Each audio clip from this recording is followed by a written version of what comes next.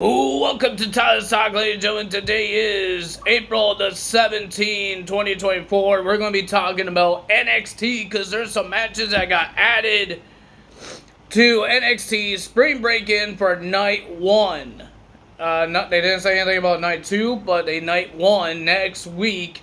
We will have a 6-man tag team match. It will be the family, Tony D'Angelo's family, because they had a segment. They got interrupted by Charlie Dempsey, Damon Kemp, and Miles Bourne, and then they start fighting each other, they owe each other, and all that stuff. We have a triple threat match for the NXT Women's Championship. It will be Roxanne Perez versus Tatum Paxley versus Laura Valkyria. I will tell you guys more about it when we get to the match, because Tatum Paxley was in action. Next will be a NXT's Women's Underground. I think that's happening on Night 2. There's going to be a contract signing. Natalya versus Lola Vice. This happened right after Lola Vice had her match with Sol Ruka. And speaking of Sol Ruka, she will have a no disqualification beach brawl against Belair Davenport because what happened during her match. I think that's it. And then Dragon Ball will face Trick Williams. If Trick Williams can't beat the champion, if he wins, I will be surprised. I will be happy for him. But if he can't win, he has to leave NXT.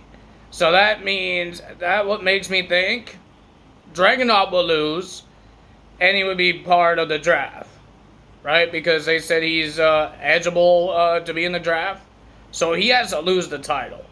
He's not going to be walking out with the championship on Raw or SmackDown, just like Braun Breaker. He wasn't holding the championship when he was the champion on SmackDown. So they're going to try and get rid of that title off of Dragunov, and he goes to Raw or SmackDown. So if Trick Williams loses, he might go to main roster, and I guess Dragunov will be holding that championship when he gets drafted.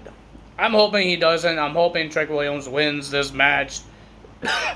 And he could be the face of NXT for a couple months or a year, and then he gets to the main roster.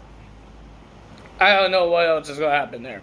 But ladies and gentlemen, first match of the evening, we only got one segment, and that's the Dawn. And I told you guys, they talk about you owe them. I don't know what they owe them. I don't think they help Tony D'Angelo for some reason. But they said they owed them, and then they had a brawl because they talk trash to each other. And Tony D'Angelo wanted the Heritage Cup, but Charlie Dempsey said no because he says only the real wrestlers.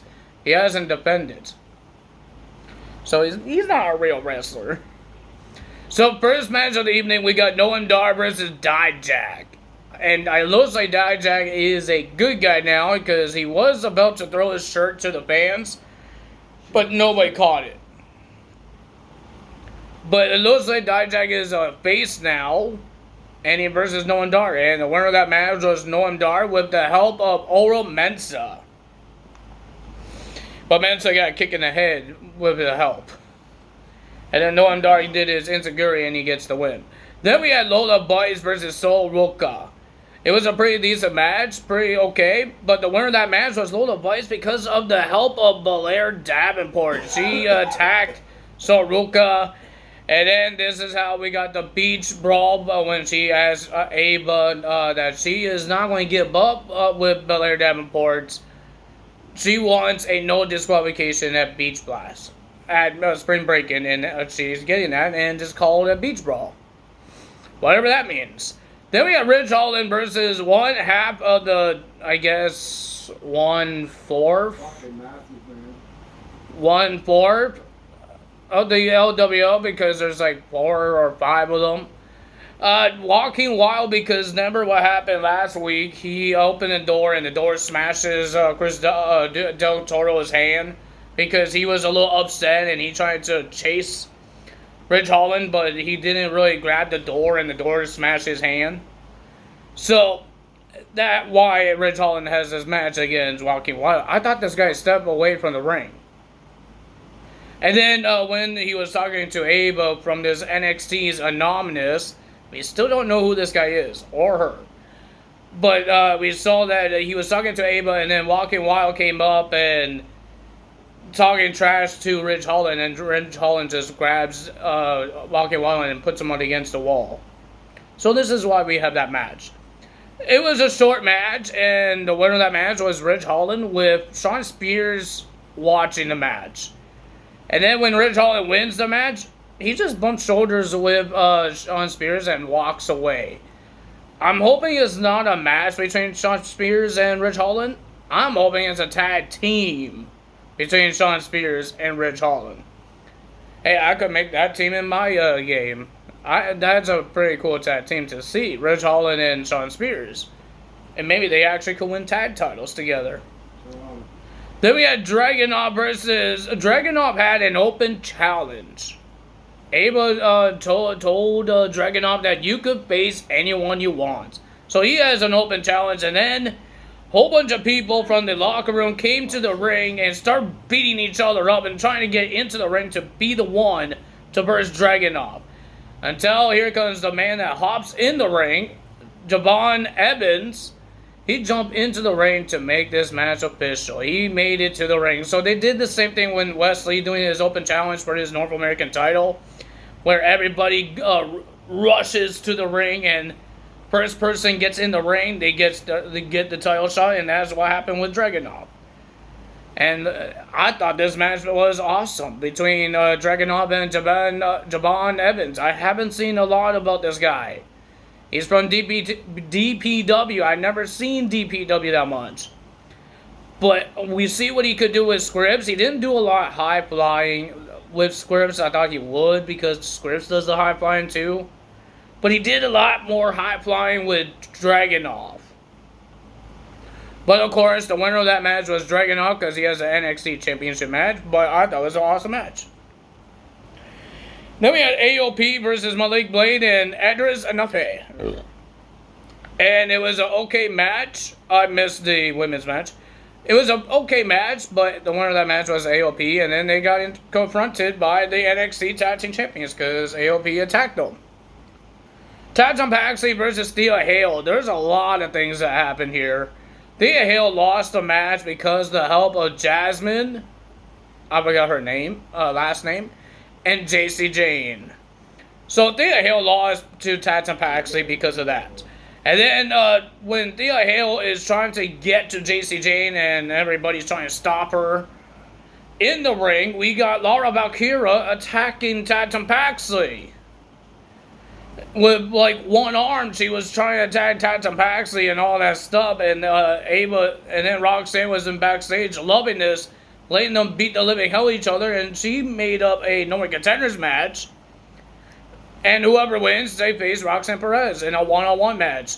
And she said that Ava had an easy job. I don't know why she's complaining. And Ava says, "You're right. You made my job easy, because you will defend your title, and it will be a triple threat match: Tatum Paxley, Laura Valkyria, and Roxanne Perez." And Roxanne is not happy because she's doing the same thing in that ladder match. She doesn't have to be in the decision to lose her title. And then we had Ivar versus Josh Briggs. I believe this is like a no contendership to the North American title, I think. But the winner of that match was Ivar. And Ivar is getting a match with Oba Family, maybe. It's not official. They didn't say it's official on Spring Break-In. And then we had Trick Williams versus Carmella Hayes in a steel cage match. And ladies and gentlemen, it was a pretty decent steel cage match. It was short because it's on NXT. It's only a 2-hour show, so it's understandable why it's short. But it was a pretty decent match, and the winner of that match was Trick Williams. And then he climbs the cage and he looks at on the balcony. It was Dragunov on the balcony, and they were talking trash to each other because they have a match with each other. I'm hoping that we get Trick Williams win this championship. I think this is like his third time getting a shot of the title. Third is a charm, right? It's the luckiness. So I'm hoping Trick Williams gets the win and Dragunov just gets drafted to Raw and SmackDown, and he does what people want him to do. Be like the same gimmick with Gunther and destroy everybody. That's what people want to see. We got a 2K24 update, 1.06. I don't know what it is. I didn't know there was a dang update, but WrestleMania 40 Arena, I don't think it's on that update. I think they're going to do on the big update when it's before the ECW DLC pack. I think so, because I think this updates was just short updates, just trying to fix some things that people are complaining about. But I think if they're going to add something, I think they're going to wait until they do on their big updates, and that's always before their DLCs. Just like they did their big update before they did the WrestleMania DLC with Rey Mysterio, Macho King, and all that stuff. I think that's what they're going to do. I think they're going to wait until they do the ECW's DLC. We have like a couple of days, almost 30 days, 29 days, something like that, until we get the first actual DLC comes out. And if you guys enjoyed this video, hit the like button, leave a comment below, hit the subscribe button, hit that notification bell, and I will see you guys tomorrow for AEW results. And let's see, can they make it a better show than what they did last week by putting 8 months of footage that nothing really didn't help them, didn't help Jack Perry or CM Punk, didn't help anyone. Maybe this is why CM Punk wasn't on Raw, but I don't think WWE should get mad at CM Punk what he did 8 months ago, and it was a different company. He didn't do it in WWE, he did it in AEW. So I don't think WWE should punish him for what he did in 8 months ago in a different company, because Jack Perry doesn't work for WWE. So I hope whatever happened to CM Punk and why he didn't show up on Raw, it's not because he's getting punished. Because he shouldn't get punished, because he works for WWE and it's AEW and it's 8 months ago. And he did admit it on the podcast what happened. He admitted. He didn't lie about it. He admitted what happened. So, yeah. That's all for today. Todd is out. See you guys. Bye-bye.